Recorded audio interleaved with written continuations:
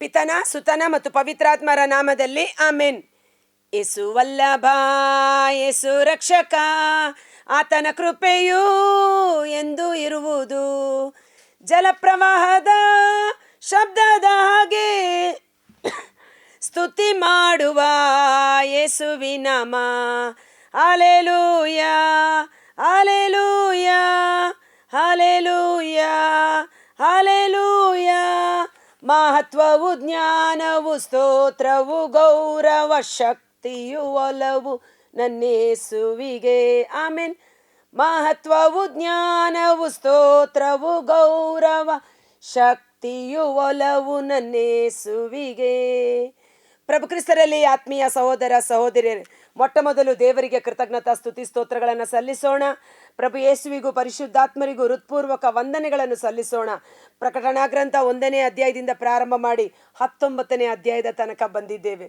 ಇದಕ್ಕಾಗಿ ಪ್ರಾರ್ಥಿಸಿದ ನಮ್ಮ RRC ಕನ್ನಡ ತಂಡ, ಈ ಮೀಡಿಯಾ ಮಿನಿಸ್ಟ್ರಿಗೆ ಸಹಾಯ ಮಾಡಿದ ನಮ್ಮ RRC ಧ್ಯಾನ ಕೇಂದ್ರದ ಎಲ್ಲ ಗುರುಗಳು, ವಿಶೇಷವಾಗಿ ಪ್ರತಿದಿನ ಈ ದೇವರ ವಾಕ್ಯವನ್ನು ಆಲಿಸಿ ಪರರಿಗೆ ಶೇರ್ ಮಾಡಿ ನಮ್ಮೊಟ್ಟಿಗೆ ಈ ಸುವಾರ್ಥ ಪ್ರಸಾರದಲ್ಲಿ ಕೈ ಜೋಡಿಸಿರುವ ನಿಮ್ಮೆಲ್ಲರಿಗೂ ಯೇಸುವಿನ ನಾಮದಲ್ಲಿ ಹೃತ್ಪೂರ್ವಕವಾದ ಕೃತಜ್ಞತೆಗಳನ್ನು ಸಲ್ಲಿಸುತ್ತಾ, ದೇವರು ನಮ್ಮನ್ನು ಇನ್ನೂ ಹೆಚ್ಚಾಗಿ ಆಶೀರ್ವದಿಸಿ ದೇವರ ರಾಜ್ಯಕ್ಕಾಗಿ ದುಡಿಯುವ ಶಕ್ತಿಯುತ ಸಾಧನಗಳಾಗಿ ಮಾರ್ಪಡಿಸುವಂತೆ ಹರಸುತ್ತೇನೆ. ಆಮೆನ್. ಪ್ರಕಟಣಾ ಗ್ರಂಥ 19ನೇ ಅಧ್ಯಾಯ. ಸ್ವರ್ಗದಲ್ಲಿ ಸಂಭ್ರಮ. ಬ್ಯಾಬಿಲೋನ್ ನಗರ ಬಿದ್ದು ಹೋದ ನಂತರ ಸ್ವರ್ಗದಲ್ಲಿ ಉಂಟಾಗುವಂಥ ಸಂಭ್ರಮ. ಇದಾದ ಬಳಿಕ ನಾನು ಮತ್ತೊಂದು ದಿವ್ಯ ದರ್ಶನವನ್ನು ಕಂಡೆ.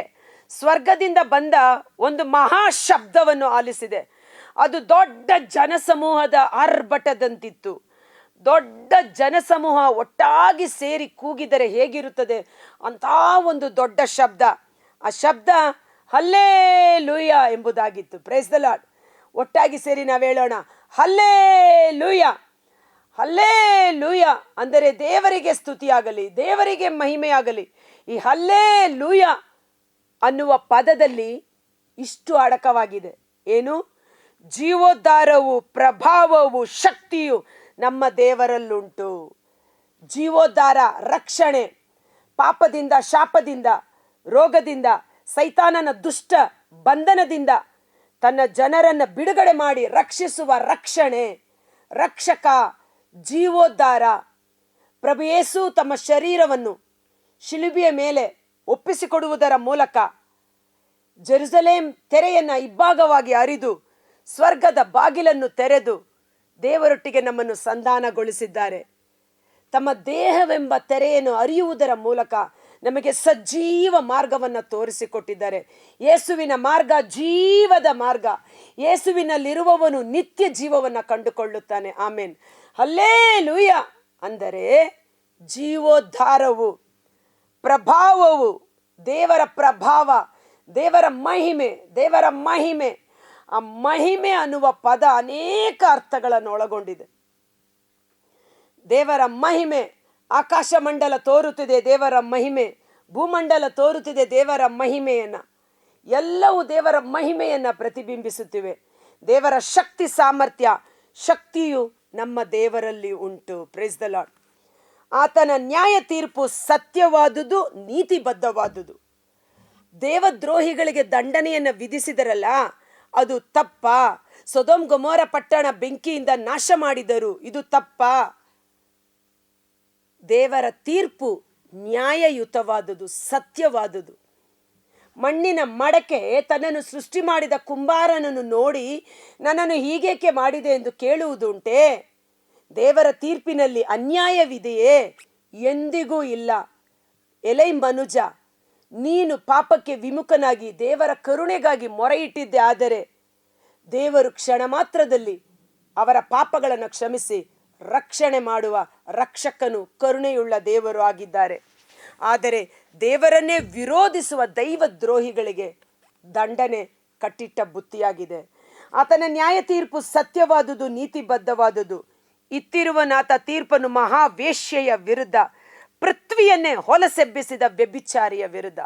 ಇಡೀ ಭೂಲೋಕ ದೇವರು ಪ್ರೀತಿಯಿಂದ ಸೃಷ್ಟಿ ಮಾಡಿದ್ದು, ನರಮಾನವರಿಗೆ ತಾನು ಸೃಷ್ಟಿ ಮಾಡಿದ ತನ್ನ ಮಕ್ಕಳಿಗಾಗಿ ಸೃಷ್ಟಿ ಮಾಡಲ್ಪಟ್ಟದ್ದು. ಆದರೆ ಇಡೀ ಭೂಲೋಕ ಕಡು ಕೇಡಿಗನ ವಶದಲ್ಲಿ ಸಿಕ್ಕಿ ಹಾಕಿಕೊಂಡು ಪೃಥ್ವಿಯನ್ನು ನಾಶ ಮಾಡಿದಂಥ ಆ ಕಡು ಕೇಡಿಗ, ಪುರಾತನ ಪಿಶಾಚಿ, ಆ ಘಟಸರ್ಪ ಸೈತಾನನನ್ನು ದೇವರು ನಾಶ ಮಾಡಿದ್ದಾರೆ. ತನ್ನ ದಾಸರ ರಕ್ತಪಾತದ ಸೇಡನ್ನು ತೀರಿಸಿ ಅನಾಥ ತನ್ನ ಜನರ ವಿರುದ್ಧ ಸೇಡನ್ನು ದೇವರು ತೀರಿಸಿಕೊಂಡಿದ್ದಾರೆ. ಕಾರಣ ತನ್ನ ಜನರನ್ನು ಕಣ್ಮಣಿಯಂತೆ ಪೋಷಿಸಿ ಪರಾಂಬರಿಸುವ ದೇವರು. ಸರ್ವೇಶ್ವರನನ್ನು ದೇವರಾಗಿ ಆಯ್ದುಕೊಂಡ ಜನಾಂಗ ಭಾಗ್ಯವಂತರು, ನಾವು ಧನ್ಯರು. ನನ್ನ ಯೇಸು ನನ್ನ ರಕ್ಷಕ. ಯಾವ ಕುಲಗಳು, ಯಾವ ಕುಟುಂಬಗಳು, ಯಾವ ಜನಾಂಗ ಯೇಸುವನ್ನು ತನ್ನ ಸ್ವಂತ ರಕ್ಷಕನನ್ನಾಗಿ ಸ್ವೀಕರಿಸಿಕೊಂಡಿದ್ದಾರೋ ಅಂಥವರು ಧನ್ಯರು. ಇದು ಕೀರ್ತನೆಯಲ್ಲಿ ಸಹ ನಾವು ನೋಡ್ತೇವೆ. ಕೀರ್ತನೆ 115 ಮೇಲ್ಪಟ್ಟು. ಓಕೆ, ಧರ್ಮೋಪದೇಶ ಕಾಂಡ 32:43 ನಾವು ನೋಡ್ತೇವೆ. ಜನಾಂಗಗಳೇ ಕೊಂಡಾಡಿರಿ ದೇವ ಜನರೊಡನೆ, ತನ್ನ ಭಕ್ತಾದಿಗಳ ರಕ್ತ ಚೆಲ್ಲಿದ ಶತ್ರುಗಳಿಗೆ ದಂಡಿಸಿ ಮುಯಿ ತೀರಿಸುವವನು ಸರ್ವೇಶ್ವರನೇ, ತನ್ನ ಜನರ ನಾಡಿಗೆ ದೋಷ ಪರಿಹಾರ ಮಾಡುವವನು ಆತನೇ. ಇದು ಮೋಶೆ ಹೇಳುವಂಥ ಮಾತು. ಯಾವ ಸಮಯದಲ್ಲಿ? ಧರ್ಮೋಪದೇಶ ಕಾಂಡ 32ನೇ ಅಧ್ಯಾಯ. ಇನ್ನು ಕೆಲವೇ ಕ್ಷಣಗಳಲ್ಲಿ ಆತ ತನ್ನ ಅಂತಿಮ ಯಾತ್ರೆಯನ್ನು ಮುಗಿಸಬೇಕಾದಂಥ ಸಮಯ. ಇಸ್ರಾಯೇಲ್ ಜನದವರ ಮುಂದೆ ನಿಂತು ಹೇಳುತ್ತಾನೆ, ನನಗೆ 120 ವರ್ಷ ವಯಸ್ಸು.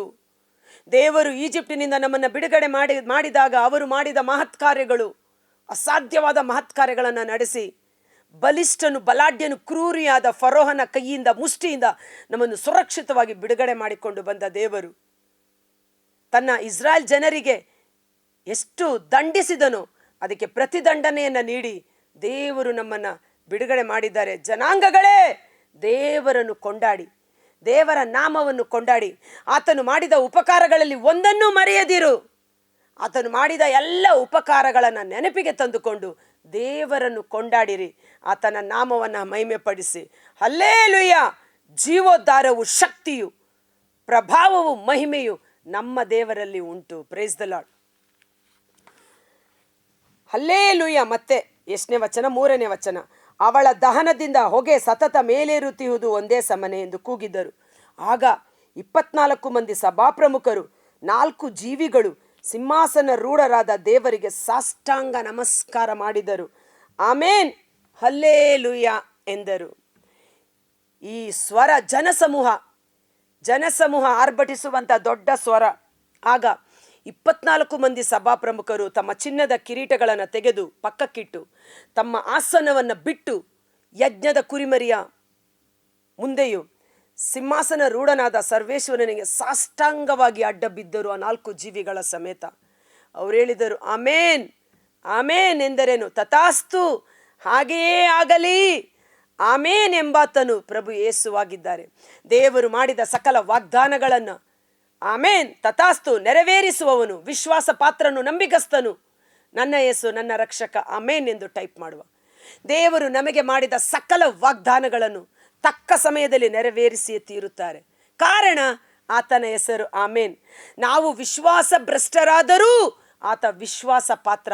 ತನ್ನ ಸ್ವಭಾವಕ್ಕೆ ವಿರುದ್ಧವಾಗಿ ವರ್ತಿಸಲಾರ. ಅವರ ವಾಗ್ದಾನಗಳನ್ನು ನೆರವೇರಿಸಿಯೇ ತೀರುವವರಾಗಿದ್ದಾರೆ. Praise the Lord. ವಾಗ್ದಾನ ಮಾಡಿದ ದೇವರು ನಂಬಿಗಸ್ತರು, ಧೈರ್ಯವಾಗಿರಿ. ಆಮೇನ್, ಹಲ್ಲೇಲೂಯ ಎಂದು ಸಾಷ್ಟಾಂಗವಾಗಿ ಅಡ್ಡ ಬಿದ್ದರು. ತದನಂತರ ನಾವು ನೋಡುತ್ತೇವೆ ಸ್ವರ್ಗೀಯ ಸಂಭ್ರಮಕ್ಕೆ ಆಮಂತ್ರಣ. ಈಗ ಸ್ವರ್ಗೀಯ ಸಂಭ್ರಮ, ಇದರ ಟೈಟಲ್ ನೋಡುವುದಾದರೆ ಮೊಬೈಲಲ್ಲಿ ನಾವು ನೋಡ್ತೀವಿ, ಯಜ್ಞದ ಕುರಿಮರಿಯ ವಿವಾಹ, ಸಭೆ ಎಂಬ ಕನ್ಯೆ, ಸ್ವರ್ಗೀಯ ಸಂಭ್ರಮ. ಏನದು ಸಂಭ್ರಮ ಎಂದು ನೋಡೋಣ. 5ನೇ ವಚನ. ಬಳಿಕ ಸಿಂಹಾಸನದ ಕಡೆಯಿಂದ ಬಂದ ಒಂದು ಧ್ವನಿ, ದೇವರ ಎಲ್ಲ ದಾಸರೇ, ಅವರಲ್ಲಿ ಭಯಭಕ್ತಿಯುಳ್ಳ ಹಿರಿಯ ಕಿರಿಯರೇ, ನಮ್ಮ ದೇವರನ್ನು ಕೊಂಡಾಡಿರಿ. ಕೀರ್ತನೆ 103 ವಚನ 20-21 ನಾವು ನೋಡ್ತೇವೆ. ದೇವರ ಎಲ್ಲ ದಾಸರೇ, ಸರ್ವೇಶ್ವರನನ್ನು ಸ್ತುತಿಸಿ ಮಹಿಮೆ ಪಡಿಸಿರಿ. ಭೂರಾಜರುಗಳೇ, ಆತನನ್ನು ಮಹಿಮೆ ಪಡಿಸಿರಿ. ಹಿರಿಯರೇ, ಕಿರಿಯರೇ, ದೇವರಲ್ಲಿ ಭಯಭಕ್ತಿಯುಳ್ಳ ಸಕಲ ಜನಾಂಗಗಳೇ, ಆತನನ್ನು ಮಹಿಮೆ ಪಡಿಸಿ. ಆತನ ಆಜ್ಞೆಯನ್ನು ಪಾಲನೆ ಮಾಡುವ ದೇವದೂತರುಗಳೇ, ಸರ್ವೇಶ್ವರನನ್ನು ಸ್ತುತಿಸಿ ಕೊಂಡಾಡಿರಿ. ತರುವಾಯ ನನಗೆ ಮತ್ತೊಂದು ಧ್ವನಿ ಕೇಳಿಸಿತು. 6ನೇ ವಚನ. ಅದು ದೊಡ್ಡ ಜನಸಮೂಹದ ಆರ್ಭಟದಂತೆಯೂ ಬೋರ್ಗರೆಯುವ ಜಲಪ್ರವಾಹದ ಮೊರೆತದಂತೆಯೂ ಭಾರಿ ಗುಡುಗಿನ ಗರ್ಜನೆಯಂತೆಯೂ ಇತ್ತು. ಅದು ಇಂತೆಂದಿತು, ಹಲ್ಲೇಲೂಯ! ಸರ್ವಶಕ್ತ ನಮ್ಮ ಪ್ರಭು ದೇವ ರಾಜ್ಯವಾಳುತ್ತೀಯನು. Price the lord.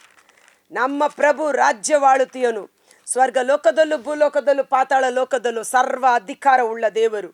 ಪ್ರಕಟಣಾ ಗ್ರಂಥ 11ನೇ ಅಧ್ಯಾಯ ವಚನ 15ರಲ್ಲಿ ನಾವು ನೋಡುತ್ತೇವೆ, ವಿಶ್ವವನ್ನಾಳುವ ಅಧಿಕಾರ ನಮ್ಮ ಸರ್ವೇಶ್ವರನದು, ಹಾಗೂ ಅವರಿಂದ ಅಭಿಷಕ್ತನಾದ ಲೋಕೋದ್ಧಾರಕನದು. ಇನ್ನಾತನು ಆಳುವನು ಎಂದೆಂದಿಗೂ.